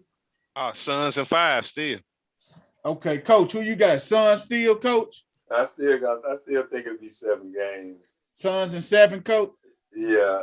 But you know what? An injury that nobody's talking about that could affect this whole series is an injury to Saric. Yes. Because when Aiden goes out the game, Milwaukee is bigger and they go bully ball. Yep. And what's his name? Kaminsky. That dude was running around like he was lost yesterday. Frank Kaminsky. He had no clue. I was like, dude, what do you know you guarding here? So then they had to take him out and go zone, and now you got Jay Crowder as your 5 man, and Giannis is gonna kill that. Yeah, they got to keep Aiden out of foul trouble. Yeah, that they got to do. I still think that I'm still rooting for the Suns. Yeah, I still think the Suns, because I don't see them losing 3 out of the next 4 games. Yeah, I don't see them losing 3. Yeah, I don't see them losing that many games in a row. And also, Devin Booker, let's be real, Book had a bad night. A bad night. Yeah, that's what I say. He had a bad night. It wasn't. They didn't stop Devin Booker from getting to one comfortable spot that he wanted to. They was ramming in and out, bouncing off the backboard. He had a 3 that went in and literally bounced right back out. Yep. Yeah. They didn't. So that tells me they didn't figure out how to stop him or compromise him. They just weren't going in. Man, when I was seeing the game, man, the man first 8 shots, he was 1 of 8. Yeah. I said, trouble. I knew it was gonna be trouble for right. It booked. Yeah, when he was off like that, and then in the second half it didn't bounce back. I said this is gonna be the Bucks game, because the Bucks were just playing out of pure desperation. The Suns, this was their gut check game, and game 3s are historically not good games for teams that are up. The teams that are up in the series, because they get kind of comfortable. I mean, to be for real, that's one of the reasons. That was the insurance policy with Kevin Durant. It was never that the Warriors couldn't beat teams. That he was that game 3 insurance policy. Yes. One of the differences I saw was that first of all, this is the first time in I don't know how long that their big 3 showed up at the same time. Drew Holiday finally figured out a way where he finally started knocking down shots. Okay, but the other thing was they started picking Chris Paul up full court. They was trying to get him out of his comfort zone to where they didn't have much time to get into their offense on the other end of the floor. But I mean, Monty's gonna have them ready. They're gonna adjust to that. Yeah, Monty's gonna adjust to that, and even CP3 was adjusting to that. In game, but shots just weren't falling. So that's the thing. I know Drew Holiday's a great defender, but can Drew Holiday put up those numbers when Book goes off? Right. No, but that's the thing. He was very disruptive. He was playing defense too. He was disruptive. He was disruptive, but it's easy to disrupt a player when his shot's not falling. Well, you saw in the fourth quarter yesterday, because I ran the game back. Paul was still on the floor when they was down by 20-some-odd points with Kaminsky. To me, it was like he's trying to get him some confidence in Kaminsky, because they're gonna need something from that guy.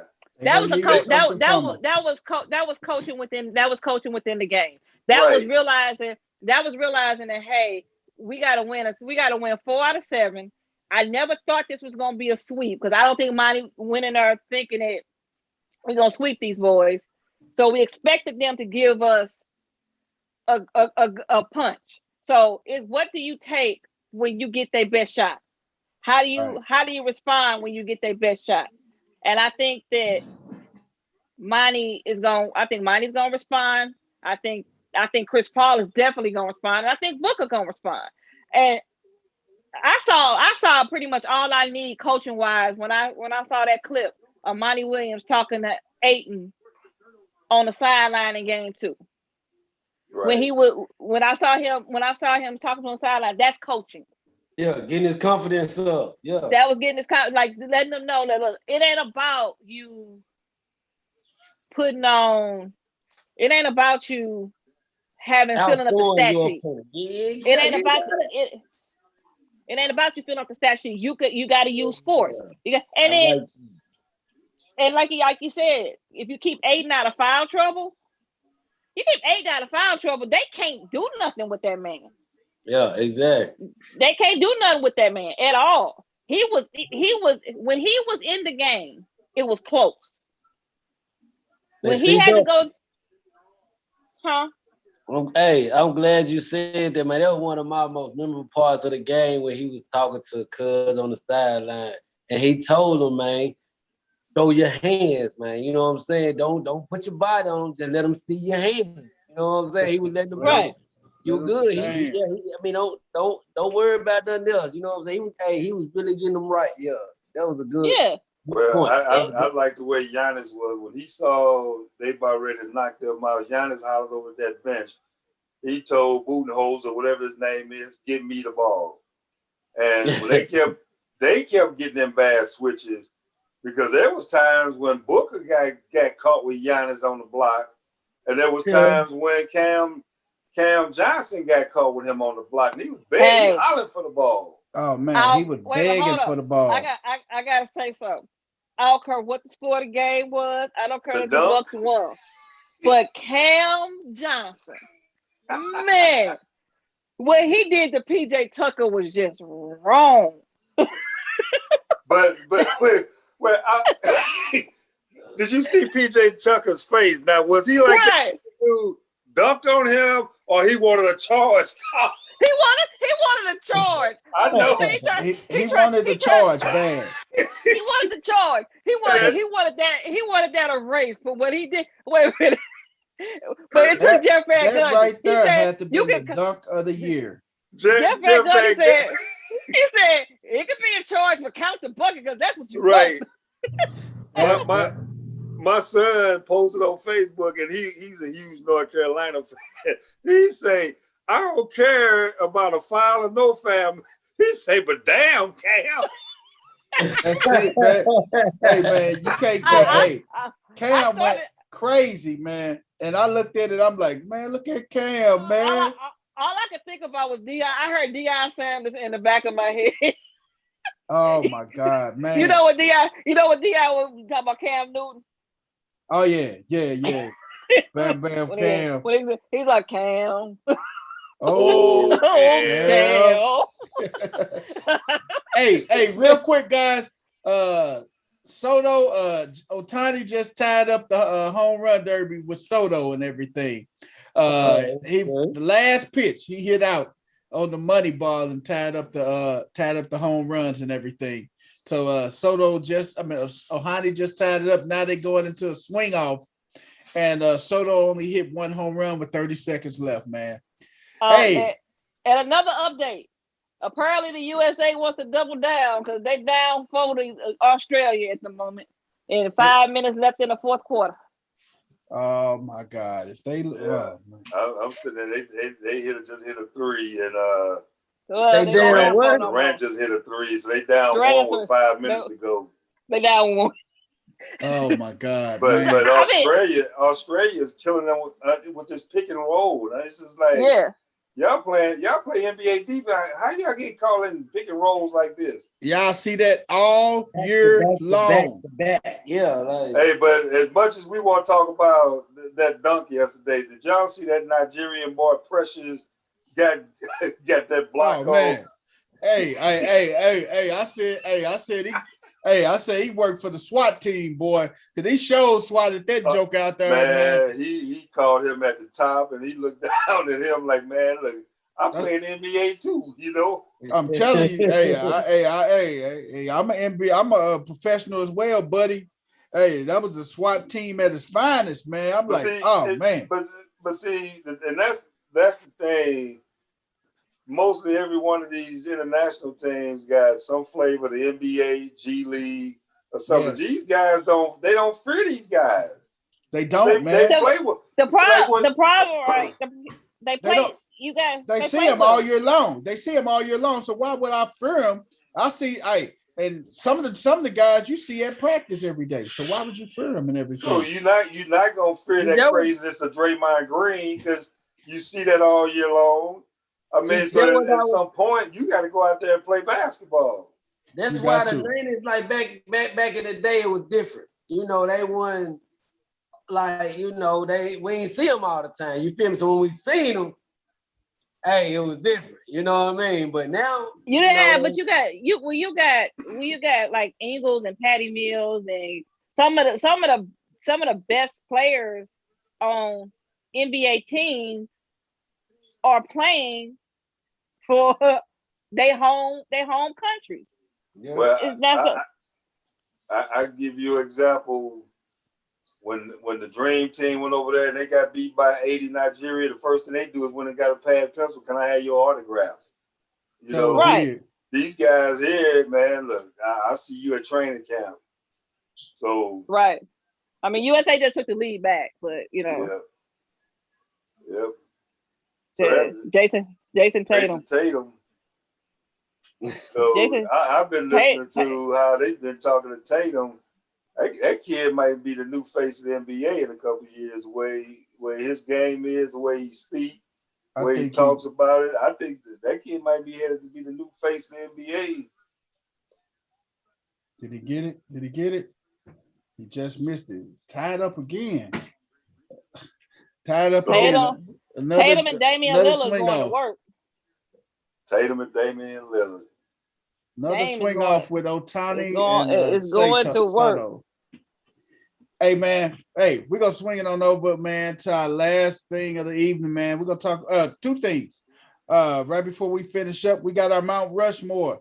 We got our Mount Rushmore of football stadiums. Now, this could be pro football stadiums, college football stadiums.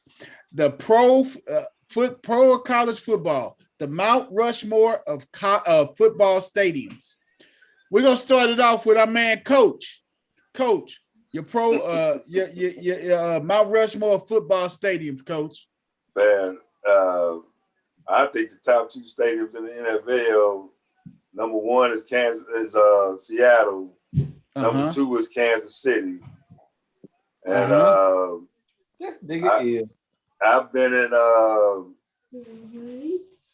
a packed stadium at Oklahoma, Norman, Oklahoma.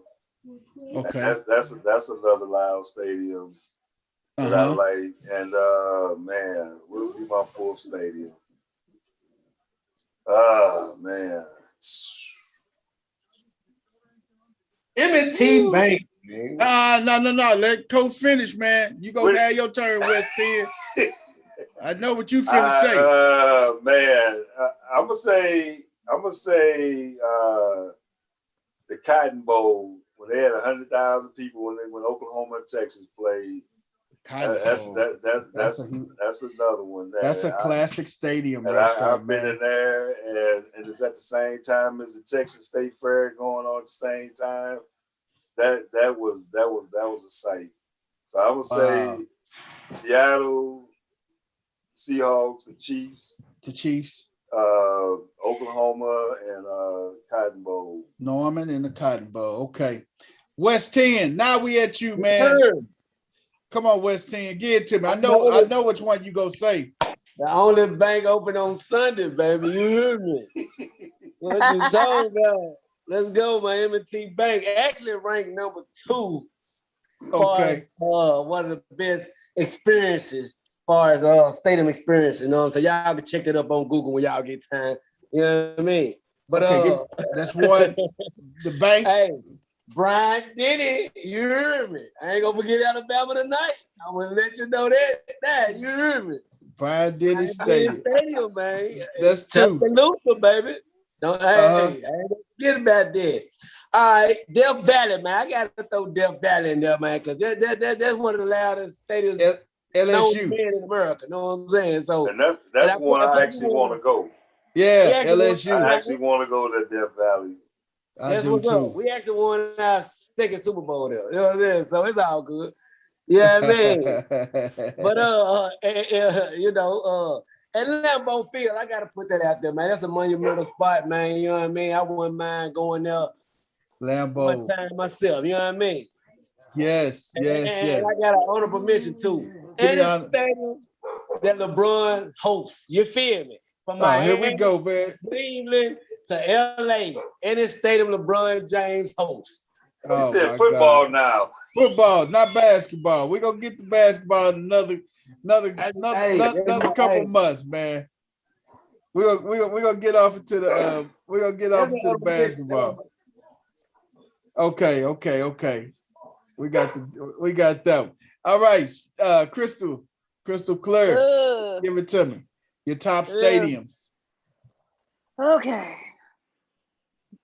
My top stadiums. Yeah, we got to throw this little football flavor into this. Going to be a prelude to football season coming up in the next few weeks because training camp starts at the end of this month, guys. Well, you know, I'm biased to one stadium. I already know. Give it to me. Don't give it to me, baby. I'm biased. Three River Stadium don't count. Right. I'm biased, but you know, I'm not gonna even.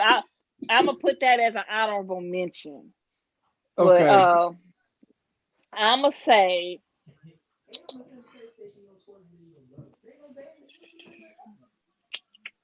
Let's see, the Dome. Yeah, the Saints Stadium.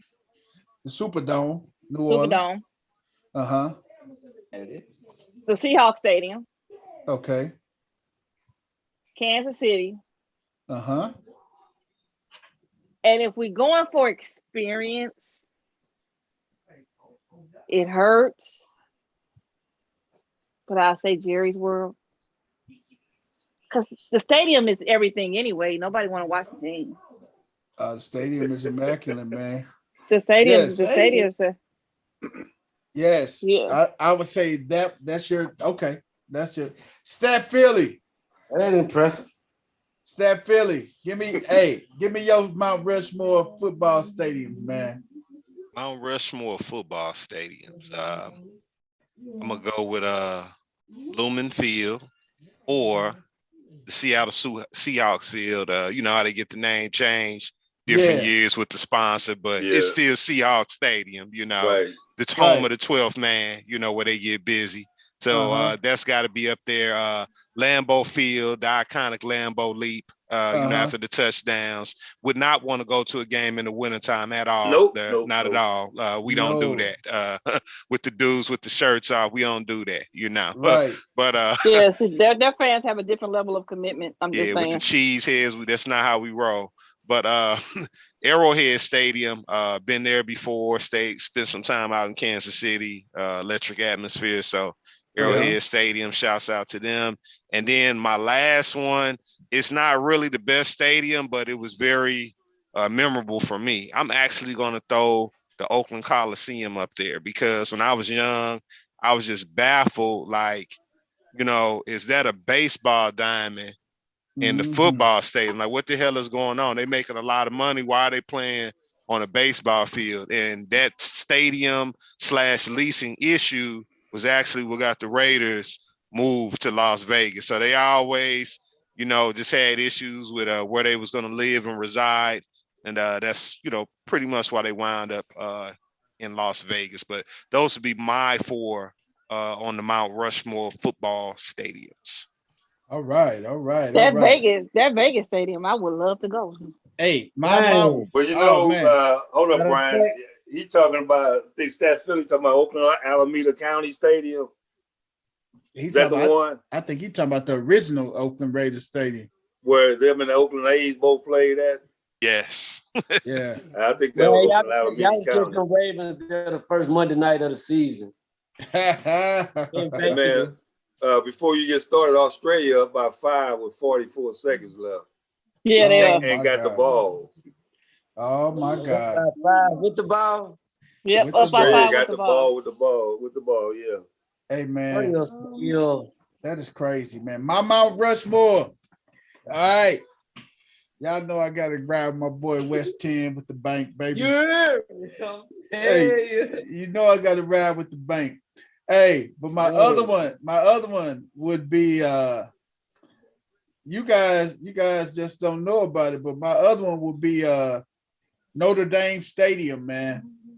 Notre Dame Stadium, man. South Bend, Indiana, man. Until you sat in there and experienced the football game, man, you don't know what it is to feel like in the Golden Dome, man. Love it, man. That was an experience. That was a hell of an experience, man. I'm telling you. So Rudy man. run out the tunnel? Coach, I was looking for Rudy that day, man. Hey, Rudy. Oh my God, man. Hey, man. Hey, I'm telling you, man. After that, Notre Dame Stadium is my number 2. My number 3. Football stadiums. My number 3 would be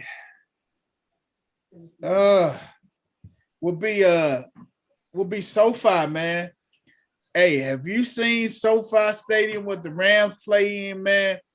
That damn stadium is immaculate. It is state of the art, man. And the 4th one would be, I got to give it to the home of the 12th man, Seattle, man. It's just so, hey, man, that stadium, man, I'm hearing, man, it gets so loud. It gets so loud in that stadium. I think somebody said that when they really loud, it feel like the stadium shaking and moving, man. I experienced it. I went there one year to watch them play the Eagles, and I was right there at the tunnel when the fire come up and the Legion of Boom come out of there, and it was like, oh man, that was dream for me. That was something else coming out of there. And I had actually been to a Chiefs game at Arrowhead before then.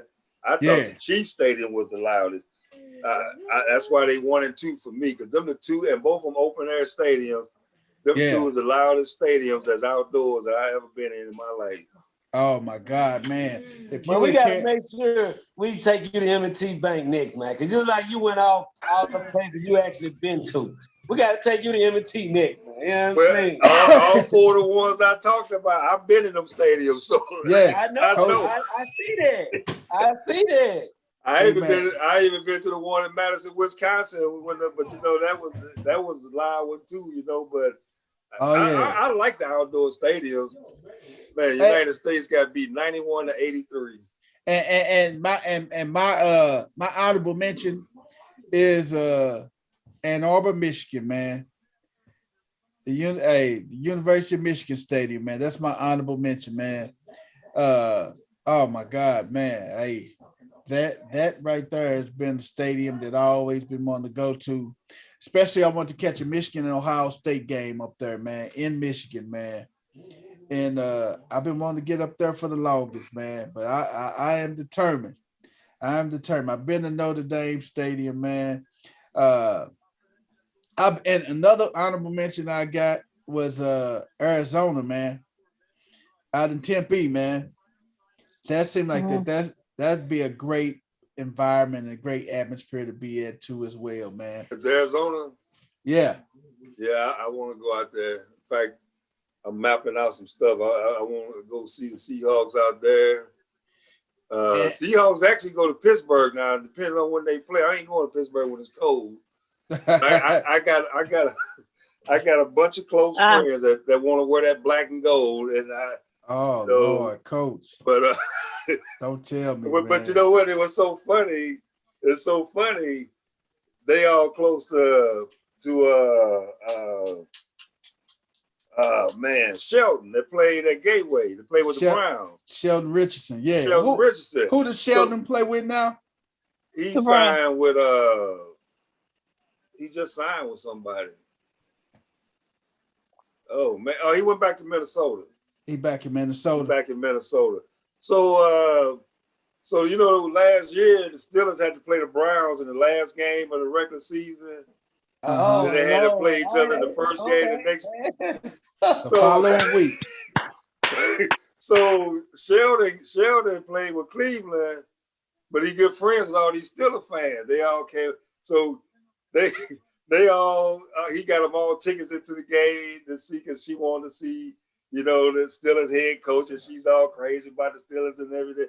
But it was so funny. They got on Facebook. They had all these brown jerseys on. She said, only for one game now. I'll take my black and gold off for one game. They put that brown stuff on. Yeah, no. That's the difference between them and us right there. We'll never cross over like this. Never.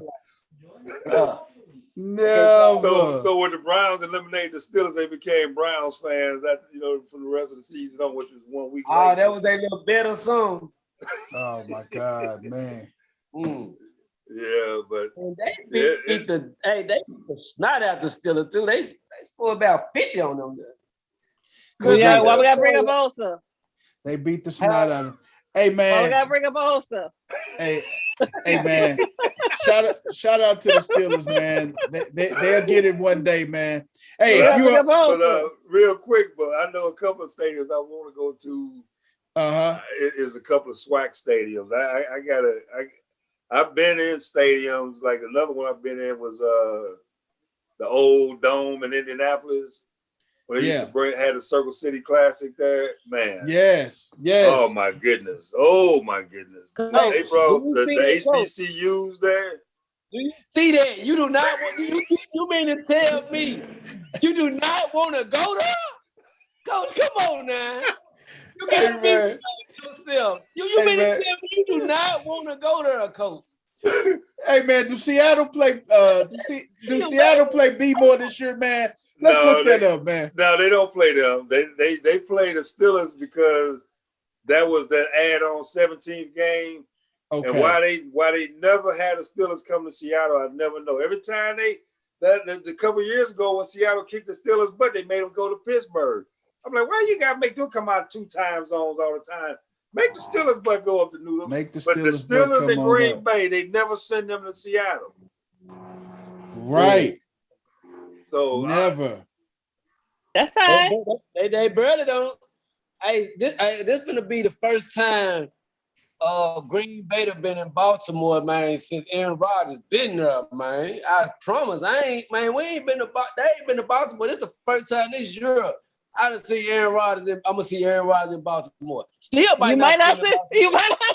Exactly. Still might not see him there here. Well, Aaron Rodgers said today, after this week, he over in Hawaii having some fun. He said after this week, he gonna sit down. Sound like Aaron Rodgers going back to Green Bay, but he don't really want to do that, but he'll look like a fool if he go back and don't sit out to me after all this noise he done made. Hey, Coach, I think we should all just get together and go out to see Seattle and the Rams out at SoFi, man, and just experience that stadium out in LA, man. Let's just go on. Let's ride. RJ mentioned that too. She said, why don't you go ahead and do that? I said, man, if Arizona and Rams was back-to-back on Seahawks schedule, that would be my road trip on the road between Phoenix one Sunday and then go up to LA the next weekend. Hey, man, that'd be I ain't got to worry about the weather. I ain't got to worry about the weather. And I got a brother that live out in the Baltimore area, so I can go out there with you got a brother out, so you plugged in out there? Oh, man, you need to get the tickets out there, Coach. You're tripping, man. Come on, man. Hey, and the crazy thing about that, hopefully, that Saturday night, the Lakers and Clippers could play, and then we catch the Lakers and Clippers, then go right across the street to Seattle and the Rams. That's Sunday, man. Look, that I always be looking for road trips like that. That'd be awesome, man. That might actually get me to a Rams football game again. Oh my God! I got some friends of mine now. They touring the baseball stadiums. They done been to 9 stadiums already. And I'm like, hey, that's actually me and a good friend of mine went to high school with. That's what we were gonna do the year COVID hit. We was planning this all out, and we was gonna start down in Texas and go around every MLB stadium. That's just a dream, man. That is just a dream. But hey, we got to work. Coach don't coach a retired gentleman. Coach can do that, man. He done put in the time and put in the work. Both me and him retired. We said, both man, of them retired. Hey, they retired. They can live it up like that, man. In a couple of years, I'm going over to the Greek Freak's house. You know, so that's the next one on the list. Oh so, man, Coach is ready to take the show on the road, baby. Hey, Coach, that's my home game I'm trying to go to this year too. I got a friend that stay back in West Tennessee. He a Green Bay fan, and they coming. You know, this is the first time they coming to Baltimore, man. So that's the game I'm actually trying to go to. But it's a week before Christmas, so that might be the game I'll be at the home game. Who they playing that week? We play Golden State. Golden State. Golden State. The Ravens playing it. Green Bay at Baltimore. Yeah. So that might be one of them prime time 7:00 Sunday evening games. Yeah. Oh yeah, one of them Sunday night football games. I'm telling you. You know we prime time anyway, man. You hear me? They started us off the year prime time Monday night. You feel me? Come on now, you know we prime time. You know how about the best schedule? He got the best record far as night games since he been a coach. Hey man, hey West 10, take us on out with our birthday shout outs and our song, man. That's what's up, man. We go, free Bill, man. I'm glad Bill Cosby free and out. Happy birthday to my boy Al for his birthday. He turned 84 today. You hear me? We gonna do all that for you, Bill. You hear me? Hey, Bill fixing all drinks at his house too, y'all. Shout out to Bill and them drinks. That's what's up, man. Hey, we got Kimberly Perry, man. She a Jackson, Mississippi native, but she a country singer that be heavy in the Ville, man. I had to show her some love. You know what I mean? She a lead singer. You know, she do it all. She a guitarist and everything. So we had to show her some love too. You know what I'm saying? Matter of fact, we got a couple Olympic gold medals too birthday today. Jordan Wilder, she just turned 26. You feel me? Okay. And Krista Yamaguchi, that's OG right there. She just turned 50 today, but we still want to shout her out a happy birthday. Krista Yamaguchi, gold medalist for figure skate. You know what I mean? She also won Dance with the Stars. Yeah, Krista Yamaguchi won Dancing with the Stars. What's up, C-Double? You heard me. Hey, what else, West Team? And Richard Simmons. Oh Lord, that just threw me, man. I ain't even heard that man in 30 years. Man. How does Richard Simmons, West Team? This man is 73 today. That man is living though, ain't it? You heard me? Shout out to Richard Simmons, man. That's what's up, man. Paul Silas. I know y'all know a little bit about Paul Coach. I know you know a little something about Paul Silas.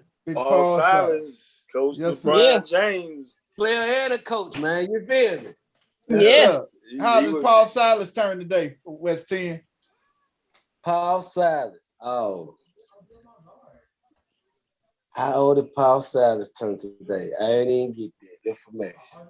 Okay. Hey, cuz, get us there, man. How old Paul Silas turned, cuz? I don't know. He probably got to be 80 in mid-80s. Got to be in his 80s, man.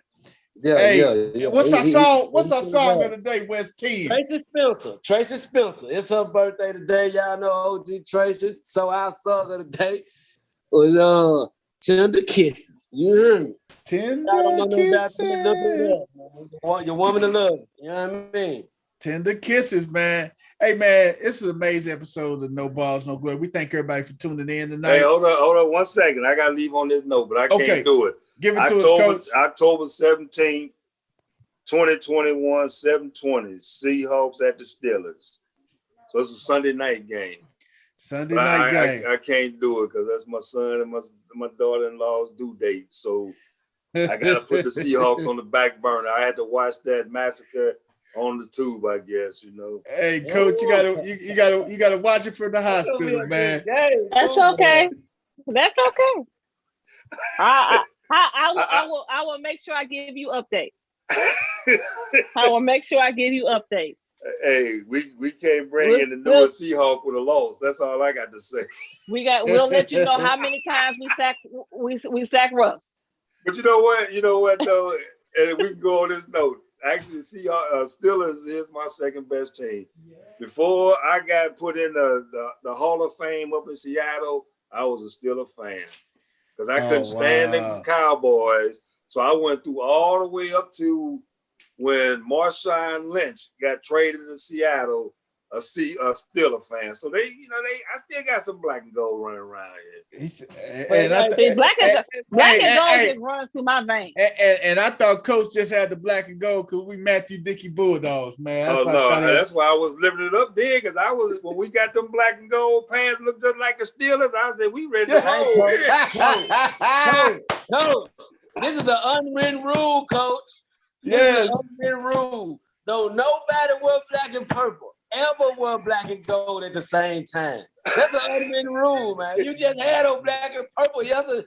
The last episode, I cannot see you in black and purple. That's gonna be a big violation. Like, how can you do that?